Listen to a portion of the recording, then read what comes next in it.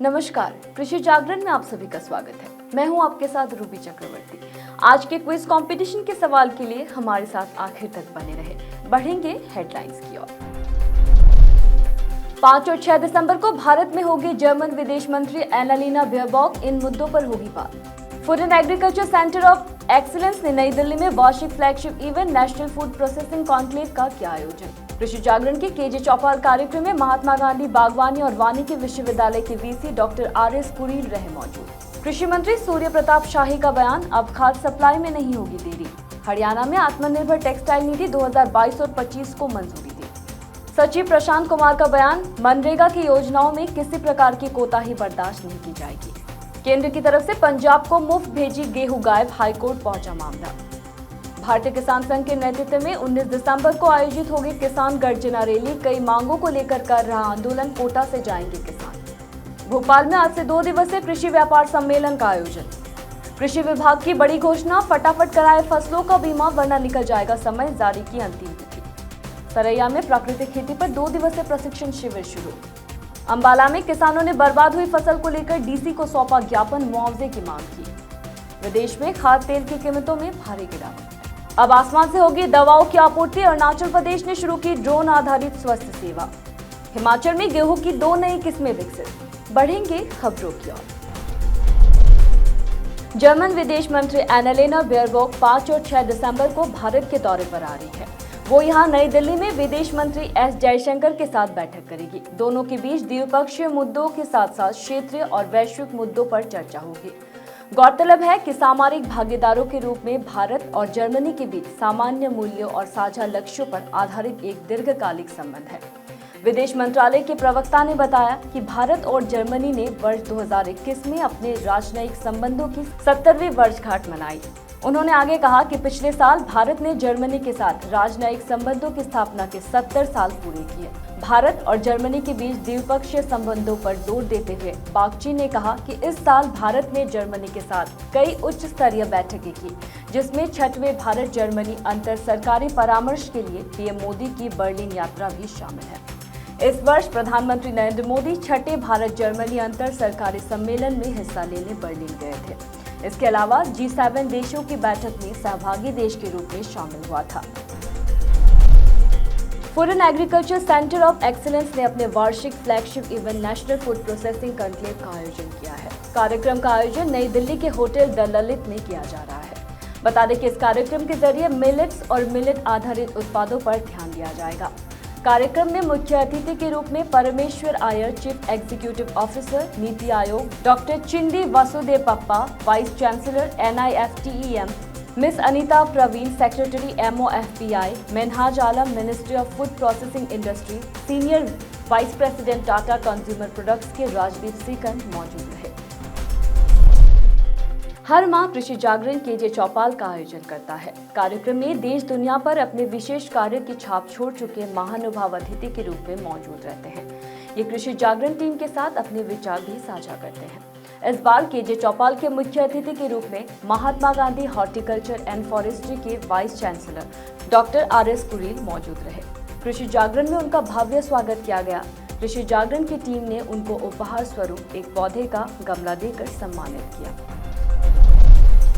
उत्तर प्रदेश के कृषि मंत्री सूर्य प्रताप शाही ने केंद्रीय रेल मंत्री अश्विनी वैष्णव से राज्य में ट्रेनों द्वारा DAP और यूरिया की ढुलाई में हो रही देरी को कम करने के लिए कहा है। सूर्य प्रताप शाही के अनुसार DAP और यूरिया खाद की ढुलाई में बंदरगाह से स्टेशन तक 8 से 10 दिन लगते हैं। वहीं कई स्टेशन ऐसे भी हैं जहां प्रतिबंधों के कारण यूरिया की सप्लाई रुकी हुई है। यही वजह है कि ढुलाई में तेजी लाने के लिए सूर्य प्रताप शाही ने रेल मंत्री अश्विनी वैष्णव से मुलाकात की। इस दौरान केंद्रीय मंत्री ने यूरिया उर्वरक को अपने जगह तक पहुंचाने में लगने वाले समय को कम करने का भी वादा किया है। सूर्य प्रताप शाही के अनुसार उत्तर प्रदेश एक कृषि प्रधान राज्य है, जिसमें 140 लाख हेक्टेयर रबी की फसल और 26 लाख हेक्टेयर गन्ना की खेती है। दोनों फसलों में यूरिया का उपयोग होता है। राज्य रबी सीजन के लिए सभी फसलों की बुआई की प्रक्रिया भी शुरू हो चुकी है। उन्होंने कहा कि रबी फसल की बुआई एक समय लेने वाली प्रक्रिया है, इसलिए राज्य में सभी फॉस्फेटिक उर्वरकों की बहुत मांग है। उर्वरक की समय पर डिलीवरी सुनिश्चित करने में रेलवे महत्वपूर्ण भूमिका निभाता है। हरियाणा सरकार ने नई हरियाणा आत्मनिर्भर टेक्सटाइल नीति 2022 और 25 को मंजूरी दी है। पॉलिसी के लिए अनुमानित बजट पूंजी प्रोत्साहन मामलों के लिए कैंपिंग के साथ 1500 करोड़ रुपए है। ये नीति और संबंधित योजनाएं आधिकारिक राजपत्र में इसकी अधिसूचना की तिथि से लागू होगी और इसकी अधिसूचना की तिथि से 3 साल की अवधि के लिए लागू रहेंगी। ये निर्णय मंत्रिपरिषद की बैठक में लिया गया है। इस कार्यक्रम में मुख्यमंत्री मनोहर लाल भी मौजूद रहे। बता दें कि नई नीति पिछली हरियाणा टेक्सटाइल नीति 2019 का स्थान लेगी और इसका उद्देश्य राज्य में संपूर्ण कपड़ा मूल्य श्रृंखला की क्षमता का दोहन करने के लिए उपयुक्त नीतिगत हस्तक्षेपों के साथ मूल्यवर्धित कपड़ा गतिविधियों को बढ़ावा देना है। झारखंड के ग्रामीण विकास विभाग सचिव प्रशांत कुमार ने कहा कि झारखंड में ग्रामीण विकास विभाग की कई विकास और कल्याणकारी योजनाएं चल रही है। जिले में इन सभी योजनाओं को धरातल पर उतारने में उपायुक्तों एवं विकास आयुक्तों का अहम रोल है। लोगों को इन योजनाओं का लाभ कैसे मिले, इसमें आपको पूरी जिम्मेदारी के साथ कार्य करना है। उन्होंने कहा कि राज्य के विकास को गति देने के साथ सरकार की योजनाओं को उन लोगों तक पहुंचाएं जिनके लिए इन योजनाओं को बनाया गया है। वहीं प्रशांत कुमार ने कहा कि राज्य में ग्रामीण विकास विभाग द्वारा संचालित योजनाओं में अनुसमर्थन प्रदान करने के लिए राज्य ग्रामीण विकास अनुसमर्थन मिशन दल का गठन किया गया है। यह ग्रामीण विकास विभाग की योजनाओं का संघन पर्यवेक्षण तथा जिलों को सतत मार्गदर्शन प्रदान करने के लिए मिशन दल के सदस्य नामित हैं। वे क्षेत्र भ्रमण कर योजनाओं का निरंतर अनुश्रवण करें।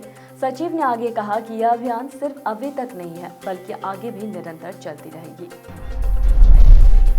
केंद्र की ओर से पंजाब सरकार को 2 लाख से अधिक मीट्रिक टन गेहूं मुफ्त गरीब परिवारों में वितरित करने के लिए भेजी गई थी, जो 1 करोड़ से अधिक कार्ड धारकों को डिपो होल्डर्स प्रति परिवार 5 किलो वितरित की जानी थी। सरकार ने केंद्र से मिली गेहूं का 10.24% हिस्सा घटाकर जिलावार वितरण मेमो जारी कर दिया है।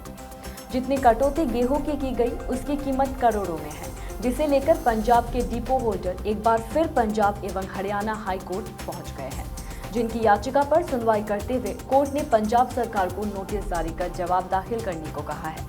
केंद्र से आई गेहूं का वितरण करने के लिए 7 नवंबर को पंजाब सरकार ने खाद्य एवं आपूर्ति उपभोक्ता मामलों के विभाग के निदेशक की ओर से जिला खाद्य आपूर्ति उपभोक्ता मामलों के कंट्रोलर्स को भेजा मेमो नंबर 1382 में जिलावार वितरित करने के लिए भेजी जाने वाली गेहूं का विवरण दिया गया था, जिसमें कुल 2 लाख से भी अधिक मीट्रिक टन गेहूं वितरण के लिए भेजा दर्शाया गया है, जो कि केंद्र से आए गेहूं से 2 लाख से भी अधिक मीट्रिक टन कम है, जिसकी कीमत करोड़ों में है।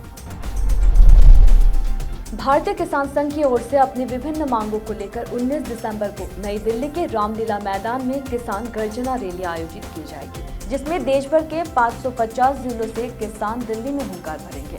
इस दौरान हड़ौती से भी 500 तथा चित्तौड़ प्रांत से 1000 बसें दिल्ली पहुंचेंगी। भारतीय किसान संघ के प्रदेश मंत्री जगदीश कलमंडा ने बताया कि देश भर के किसान फसलों के लाभकारी मूल्य की मांग को लेकर दिल्ली के रामलीला मैदान में जुटेंगे। लागत के आधार पर लाभकारी मूल्य की मांग को लेकर भारतीय किसान संघ स्थापना से ही आंदोलन कर रहा है। सरकारों के द्वारा इस दिशा में किए गए प्रयास किसानों की दुर्दशा के मुकाबले नाकाफी है। इसलिए अब देश भर में भारतीय किसान संघ के कार्यकर्ता ग्राम जनसंपर्क करते हुए 19 दिसंबर को दिल्ली में लाखों की संख्या में किसान गर्जना रैली में शामिल होकर अपने अधिकारों के लिए आवाज बुलंद करेंगे। उन्होंने बताया कि भारतीय किसान संघ फसलों के लाभकारी मूल्य की बात करता है, लेकिन एमएसपी के खिलाफ नहीं है। भारतीय किसान संघ के अनुसार एमएसपी फसल का लाभकारी मूल्य नहीं है। लाभकारी मूल्य मिले बिना किसान का भला नहीं हो सकता है। Integrated socio economic development services एवं किसान कल्याण तथा कृषि विकास भोपाल के साथ संयुक्त रूप से राष्ट्रीय कृषि व्यापार सम्मेलन 2022 के 6ठे संस्करण का आयोजन भोपाल में किया जा रहा है। कृषि व्यापार सम्मेलन 2 एवं 3 दिसंबर को राज्य कृषि विस्तार एवं प्रशिक्षण संस्थान बड़खेड़ी कला भोपाल में किया जा रहा है। इस सम्मेलन में पशुपालन क्षेत्र एवं कृषि क्षेत्र में नवाचार करने वाले कृषकों, कृषि संबंधित अधिकारियों, कृषि उद्यमियों, कृषि स्टार्टअप, स्व सहायता समूह तथा कृषि उत्पादक संस्था उक्त सम्मेलन में शामिल होंगे। छत्तीसगढ़ के बेमेतरा जिले के किसानों के लिए खुशखबरी है। कृषि विभाग ने बागवानी फसलों में मौसम आधारित फसल बीमा कराने के लिए तिथि तय कर दी है। विभाग ने इस रबी मौसम में फसल बीमा कराने के लिए 15 दिसंबर 2022 तक का समय तय किया है। आप बागवानी फसलों की खेती कर रहे किसान प्राकृतिक वजह से फसल बर्बाद होने पर बीमा का लाभ उठा पाएंगे। दरअसल कम तापमान, अधिक तापमान, बीमारी अनुकूल मौसम का प्रकोप, ओलावृष्टि और बेमौसम बारिश से फसलों की बर्बादी होने पर नुकसान से बचाने के लिए पुनर्गठित मौसम आधारित फसल बीमा योजना लागू की गई है। वही रबी फसल 2022 के तहत जिले के अंतर्गत बीमा कराने वाले किसानों को अधिसूचित फसलों के अनुसार निर्धारित कुल बीमित राशि का अधिकतम 5% या वास्तविक प्रीमियम जो भी कम है उसे जमा करना होगा। खास बात यह है कि ऋणी एवं अऋणी दोनों प्रकार के किसानों को यह राशि जमा करनी होगी। कृषि विज्ञान केंद्र सरैया में प्राकृतिक खेती पर 2 दिवसीय प्रशिक्षण शिविर का शुभारंभ किया गया, जिसका उद्घाटन केंद्र के वरीय वैज्ञानिक एवं प्रधान डॉक्टर संतोष कुमार गुप्ता ने दीप प्रज्वलित कर किया। प्रशिक्षण शिविर में क्षेत्र के 40 महिला एवं पुरुष किसानों ने भाग लिया। हरियाणा में पिछले साल बेमौसम बरसात और धान की फसल में फीजी नामक बीमारी की वजह से जिले में पैदावार काफी कम देखने को मिल रही है, जिसे लेकर भारतीय किसान यूनियन शहीद भगत सिंह ने अंबाला डीसी प्रियंका सोनी को ज्ञापन सौंपा और बर्बाद हुए फसलों की मुआवजे की मांग की। बता दें कि अंबाला में गेहूं की फसल ज्यादा बारिश और फीजी नामक बीमारी होने से पैदावार कम हुई है, जिससे किसानों की मुश्किलें बढ़ गई है। वही किसानों ने मुआवजे को लेकर डीसी को ज्ञापन सौंपा है, जिसके बाद डीसी ने उप कृषि अधिकारी को मौके पर बुलाकर गिरदावरी और मुआवजे को लेकर दिशा निर्देश दिए हैं। किसानों ने बताया कि इस बार धान की फसल में काफी पौधे छोटे रह गए थे, जिसे वैज्ञानिकों ने फीजी वायरस का नाम दिया है। उन्होंने बताया कि डीसी ने पीड़ित किसानों को बीमा कंपनी द्वारा मुआवजा देने का आश्वासन भी दिया है और 15 जनवरी तक यह प्रक्रिया पूरी कर ली जाएगी। वही डीसी प्रियंका सोनी ने बताया कि किसानों की मांगों को सरकार तक पहुंचा दिया गया है। और विदेश में भारी मंदी से दिल्ली तेल तिलहन बाजार में बृहस्पतिवार को लगभग सभी तेल तिलहन कीमतों में नरमी रही। सरसों, मूंगफली, सोयाबीन तेल, तिलहन तथा बिनोला, कच्चा पाम तेल, पामोलिन तेल कीमतों में गिरावट रही, लेकिन उपभोक्ताओं को अभी इस गिरावट का लाभ मिलना बाकी है। सूत्रों ने बताया कि मलेशिया एक्सचेंज में 3.5% की गिरावट है, जबकि शिकागो एक्सचेंज कल रात 3.5% कमजोर बना हुआ था और फिलहाल इसमें लगभग 4.5% की गिरावट है। सूत्रों ने कहा कि सरकार को जल्द से जल्द खाद्य तेलों की कोटा प्रणाली को समाप्त करना चाहिए और सस्ते आयातित तेलों की मार से देश के किसानों, तेल मिलों और उपभोक्ताओं की रक्षा करने के लिए सूरजमुखी, सोयाबीन जैसे बेहद सस्ते आयातित तेल पर आयात शुल्क अधिक से अधिक लगाने के बारे में सोचना चाहिए, क्योंकि अभी सूरजमुखी बुआई का समय है।